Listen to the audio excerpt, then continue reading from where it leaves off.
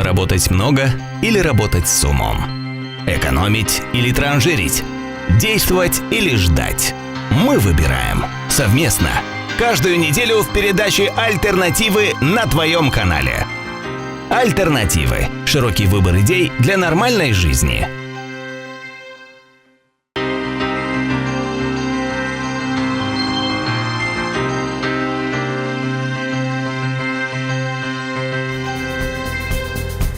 Здоровые амбиции, смелость, интеллект, последовательность, настойчивость – это характеристики лидера, которым является учредитель предприятия, менеджер коллектива, мужчина или женщина. Для женщины 21 века нет ничего невозможного, и в этом нас убедила героиня нашей передачи.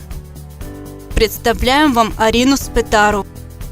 Находчивая, активная и полная сил, она сумела стать узнаваемой не только в муниципии Белц. Говорят, что за спиной успешного мужчины всегда стоит сильная женщина, но ее решением было не оставаться в тени мужчины и попытаться реализовать свой потенциал. Она открыла ателье по индивидуальному пошиву одежды, где вместе со своим рабочим коллективом создает одежду. Tot a pornit de la un vis. Mai multă lume mă mai lua peste picior când am pornit eu să-mi deschid afacerea și îmi spunea că am privit prea multe seriale și nu este posibil ca un atelier bazat pe cusutul individual, acum mai actual să zici personalizat, să aibă o amploare de o afacere cel puțin regională. Nu pot să zic națională pentru că până când încă nu am acoperit clienții din toată Republica, dar cel puțin Nordul și până la Chișinău deja cunoaște despre Arina Spetaru.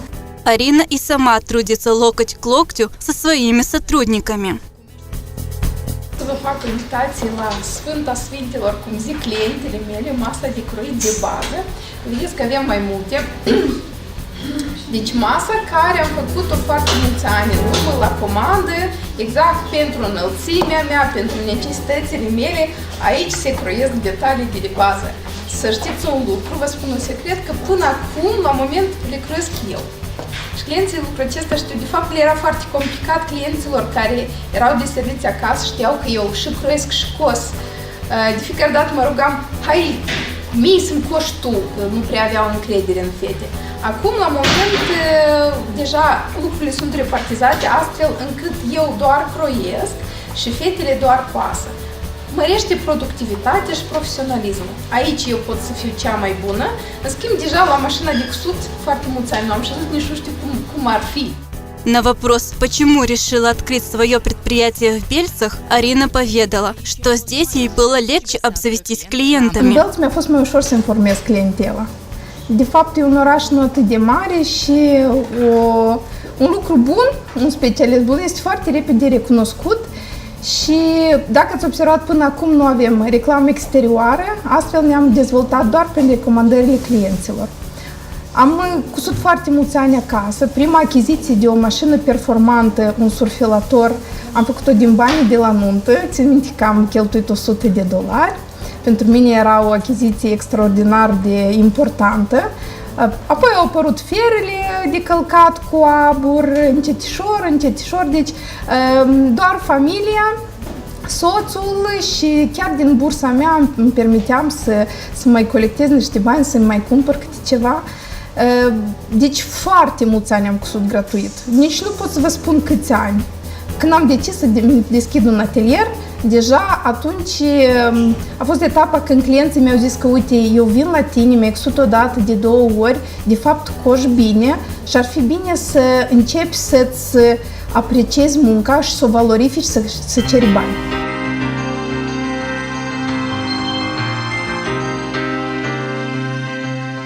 Este dificil să deschizi o afacere în Republica Moldova și să te menții pe piață? Să deschizi o afacere nu este dificil. Important este să ai voință foarte mare, să fii insistent și chiar din punct de legal, nu este complicat. Când am deschis eu afacerea, puteam să mă înregistrez ca deținător de patentă de antreprenor, ceea ce îmi oferea posibilitatea să croiesc, să cos și să realizez hainele mele. De acolo am pornit, am avut un butic în elitul nostru super mega cunoscut, ofeream clienților mei haine altfel. Deci colegii și vecinii din alte buticuri deja atunci au înțeles că e o altă abordare, o altă gândire, o altă creație și o altă calitate.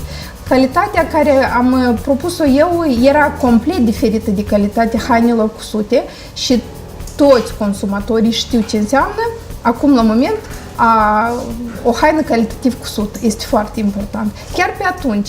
Și din contactele cu cumpărătorii mei am dezvoltat o rețea de clientelă iarăși bazată pe cusut individual. Atunci am realizat, pentru că de fapt arenda era foarte costisitoare. Și dacă îți continui gândul, este ușor să te menții ca producător autohton, iată de aici aș discuta mai mult și mai detaliat, pentru că să întemeiezi o afacere nu este atât de complicat. Să te menții este deja cu mult mai complicat, mai ales în fashion industrie, cum acum este foarte actual să vorbești, sau în industrie ușoară. Atâta timp când magazinele sunt arhipline, piețele cu haine cusute mai puțin calitativ, haine cu mult mai ieftine, pentru că ca să propui cetățeanului, omului, consumatorului o haină calitativă, desigur că trebuie să te cheltui și la țesături, și la tehnologii, și la profesioniști, pentru că totuși mizam pe lucru calitativ și nu puteam să-mi permit să angajez pe viitor niște cosătorese mai puțin calificate. Și asta te costă. În general, la noi este foarte scump să menții o afacere. Pentru că dacă să comparăm cu producătorii din China care au pus 4 pare într-un câmp, care vecinul peste 2 orașe deja produce uneltele și le prezintă producătorului și cel vecin peste 3 regiuni produce țesătura, este cu mult mai ușor să oferi cetățeanului, consumatorului, o confecție mai ieftină. Nouă ne este complicat producătorilor din industrie ușoară. De ce? Pentru că noi importăm și utilaje, noi importăm și țesături, și furnituri, noi importăm electricitate, noi importăm gaze, noi importăm materiale de construcție, noi importăm și totul lucrul acesta se face în valută. Și dacă cunoașteți fluctuațiile astea, sunt foarte dureroase asupra activității. De ce este complicat? Încercăm să ne menținem prin a oferi societății, oamenilor, un produs calitativ, dar din păcate mai există și o altă parte, tot foarte sensibilă. Populația noastră nu are așa venituri ca să-și permită haine calitative, chiar dacă și-ar dori foarte mult.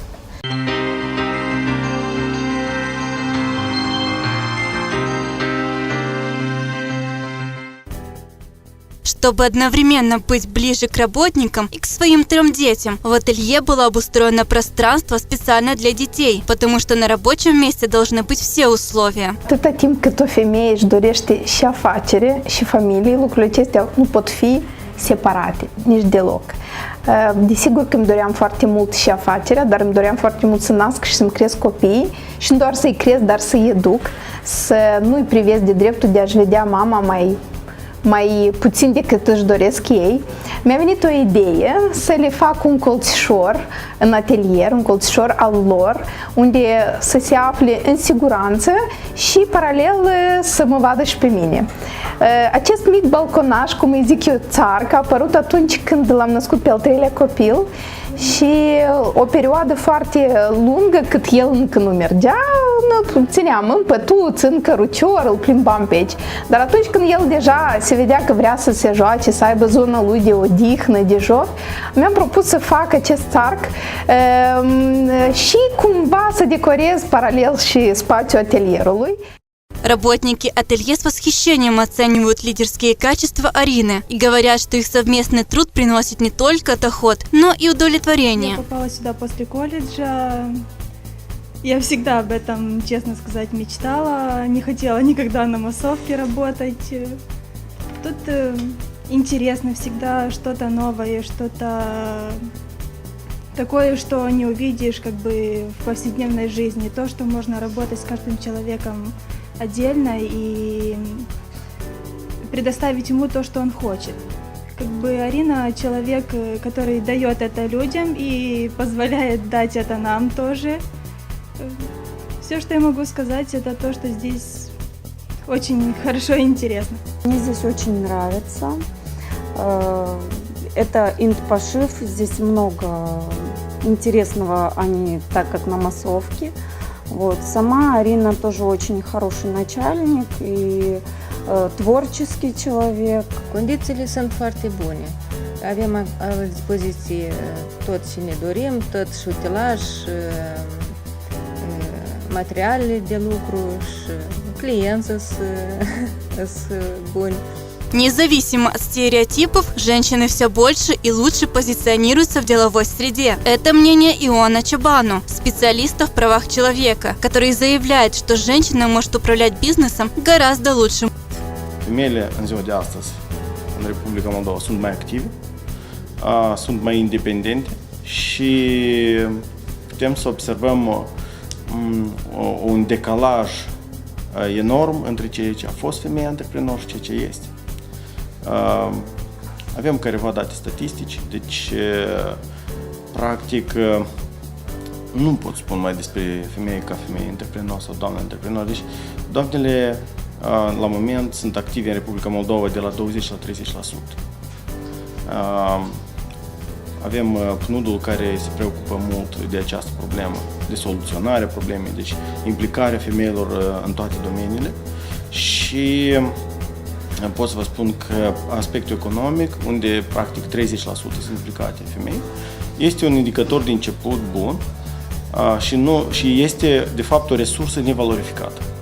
Deci femeile în Republica Moldova este o resursă nevalorificată care ar putea aduce plus valoare la economia Republicii Moldova. Aș vrea de asemenea să atenționez asupra aspectului psihologic.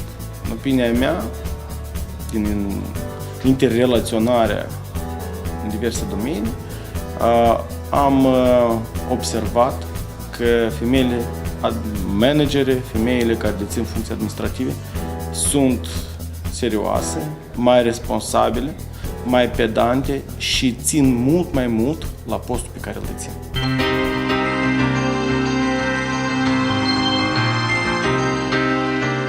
В последнее время все чаще можно увидеть Арину на телевизионных экранах, и это в результате своего решения активно вовлечься в социальную и политическую жизнь страны. Când ați decis să vă implicați activ în viața politică a societății? Păi motivul iarăși este afacerea mea pe de o parte și familia pe de altă parte. Pentru că fiind antreprenor, la noi de fapt în Republica Moldova 98% sunt întreprinderi mici și mijlocii. Și eu sunt de părerea că totuși business-ul mic și mijlociu ar putea să pună o bază bună economiei noastre. Pentru că atâta timp cât noi nu oferim oamenilor o economie bună, rezistentă, care să ofere locuri de muncă, care să ofere salarii decente, noi nu putem vorbi absolut despre nimic mai mult. Deci totul pornește de la veniturile, de la ceea ce pune omul în buzunar.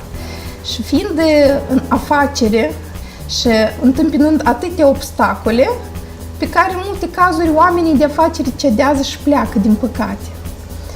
Am înțeles că lucrurile nu prea merg bine. Și să vă spun și un secret, legislația există. Nu există voință politică ca legislația asta să fie cel puțin respectată. Cel puțin, este foarte simplu.